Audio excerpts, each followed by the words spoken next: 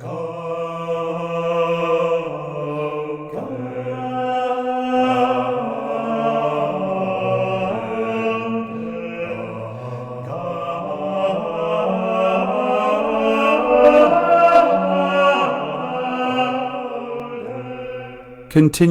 of Chapter 11. First error: independence from authority. The Pope brings to bear his judgment upon these tendencies of the Sillon. The first is the pretension of the Sillon to escape the jurisdiction of ecclesiastical authority. Quote, "The leaders of the Sillon claim that they are working in a field which is not that of the Church. They claim that they are pursuing aims in the temporal order only, and not those of the spiritual order." End quote. They seek the good of the poor, the workers of society. Quote, "They claim that the Sillonist is simply a Catholic devoted to the betterment of the working class and to democratic endeavors by drawing from the practices of his faith the energy for his selfless efforts. They claim that, neither more nor less than a Catholic craftsman, farmer, economist, or politician, the Sillonist is subject to common standards of behavior, yet without being bound in a special manner by the authority of the Church. To reply to these fallacies is only too easy. For whom will they make believe that the Catholic Sillonists, the priests and seminarians enrolled in their ranks, have in sight in their social work only the temporal interests of the working class? To maintain this, we think that would be an insult to them. The truth is that the Sillonist leaders are self-confessed and irrepressible idealists. They claim to regenerate the working class by first elevating the conscience of man. They have a social doctrine, and they have religious and philosophical principles for the reconstruction of society upon new foundations. They have a particular conception of human dignity, freedom, justice, and brotherhood, and in an attempt to justify their social dreams, they put forward the gospel, but interpreted in their own way. And, what is even more serious, they call to witness Christ, but a diminished and distorted Christ. Further, they teach these ideas in their study groups, and inculcate them upon their friends, and they also introduce them into their working procedures. Therefore, they are really professors of social, civic, and religious morals, and whatever modifications they may introduce in the organization of the Sillonist movement, we have the right to say that the aims of the Sillon, its character and its action, belong to the field of morals, which is the proper domain of the Church. In view of all this, the Sillonists are deceiving themselves when they believe that they are working in a field that lies outside the limits of Church authority and of its doctrinal and directive power." End quote. Clearly, one cannot pursue justice without stepping into the domain of morals, and from the domain of morals into the domain of the Church. Second error: ill-conceived love of the poor. Quote, "But as we have already said, the evil lies far deeper. The Sillon, carried away by an ill-conceived love for the weak, has fallen into error." End quote. All of this is quite topical. For example, liberation theology is based, its proponents say, upon the love of the poor. They must be liberated. They are slaves. What kind of liberation is meant? What do they intend to do in order to ease the miseries of these people? Quote, The Sion proposes to raise up and re-educate the working class." End quote. At the time the working class were the object of concern, Pope Leo XIII had written the encyclical Rerum Novarum. Today, it is the needs of the rural and third world populations that are addressed. They want to devote themselves to the betterment and regeneration of the rural classes, the campesinos of South America. Pope Paul VI visited them to encourage them in their demands, their spirit of revolt against their oppressors. Liberation theology. This is very serious because it instills in the hearts of these people the vice of envy, for otherwise they are not animated by it. If one were to question them individually, one would learn that most of them are not animated by the spirit of class struggle, no more so than by the desire to steal from their neighbor because he has more than they. They live simply on their little coffee plantations and farms. They sell their produce, or a few animals that they raise. They live poorly, it is true, in very simple cabins, but these are happy people, and who generally have many children. The little children run about everywhere, in the cabin, in the fields, in the sugarcane fields, the coffee orchards. They have 8, 10, 12, 15 children.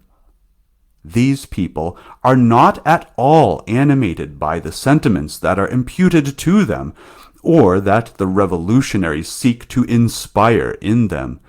That is, that because they are poor, they are unhappy.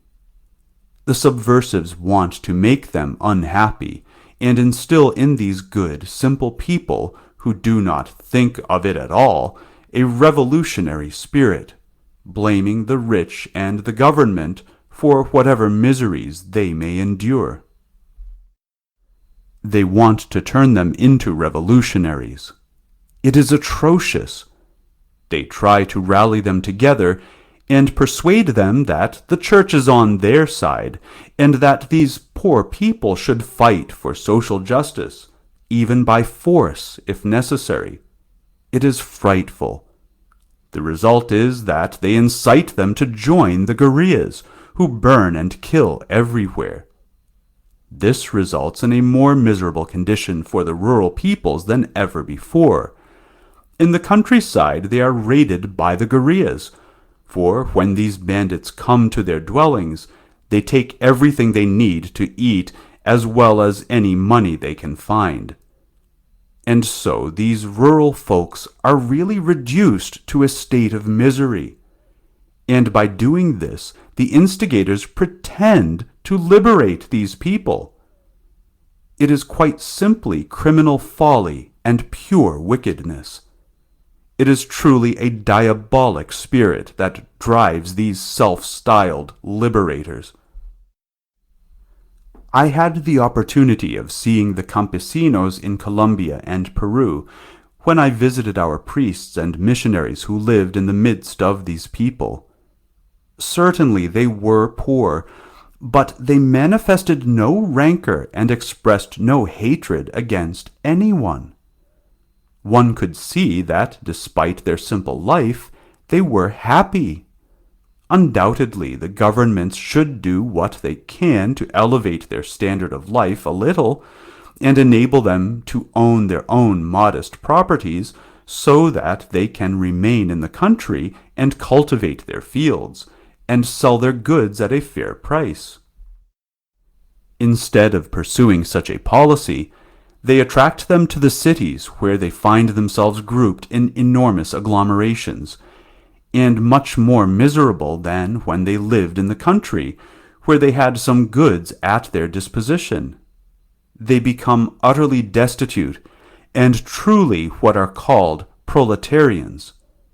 Grouped in enormous masses around the cities, living in shanty towns called favelas, they ultimately constitute a danger because, grouped as they are, it becomes easy to sow the spirit of revolt amongst them. Thus massed, they could easily provoke a revolution. In South America, the cities have become enormously spread out. A third of the population of a country huddles there. They number millions of inhabitants. And this has undoubtedly come about because not enough efforts were made to sustain agriculture. And then it is also the power of seduction of the cities, which fascinate them.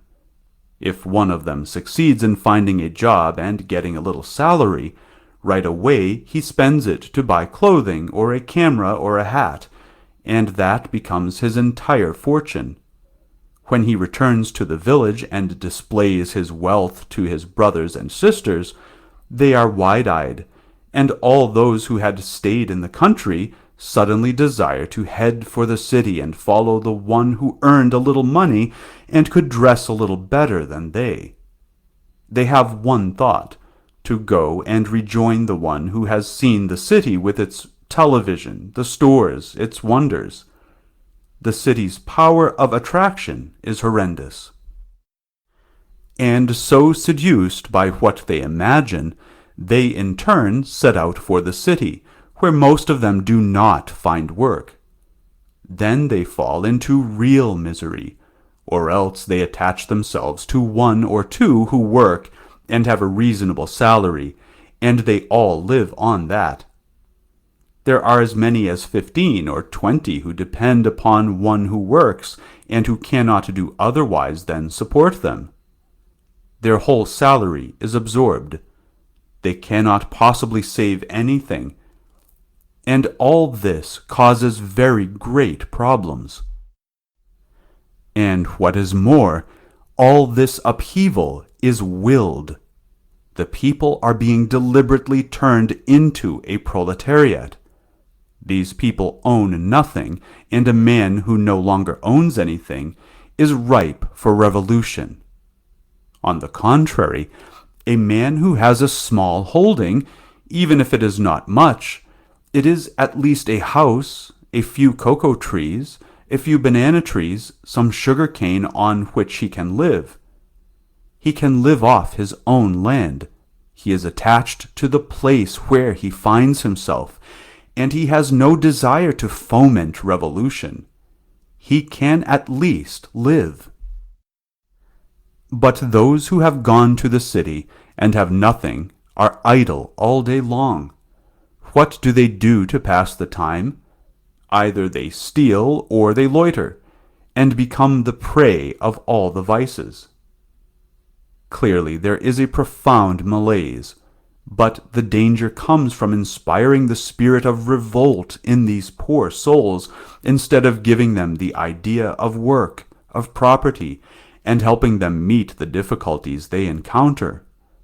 No, deliberately, they are knowingly led to such a condition that they become rebels. If, on the contrary, they had been given an interior equilibrium by means of spiritual goods, they would no longer have the same frame of mind.